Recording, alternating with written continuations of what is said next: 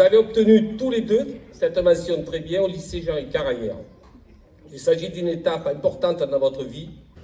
Au nom de la ville de Pierrefeu, nous vous adressons toutes nos félicitations et on va vous remettre un petit cadeau pour cette réussite.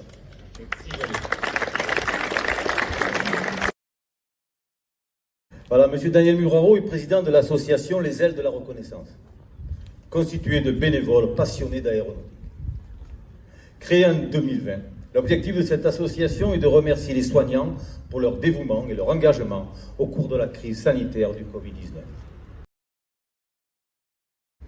Courage et dévouement. Jamais devise n'aura été plus pertinente, car nos sapeurs-pompiers incarnent en effet l'engagement total jusqu'au don de soi.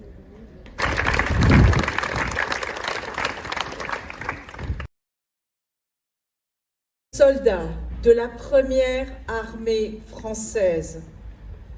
Le jour de la victoire est arrivé.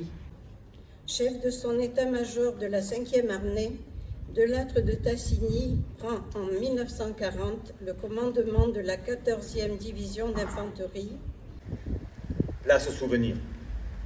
16 août 44, 81 ans, jour pour jour. Cette date reste gravée à jamais dans nos mémoires. Les Pierre Feuquin retrouvent la liberté, une page illustre de l'histoire de notre pays, un événement gravé à jamais dans la mémoire collective de notre pays, venait d'avoir lieu la veille, dans la nuit du 14 au 15 août, entre le Lavandou et Saint-Raphaël, le débarquement de Provence.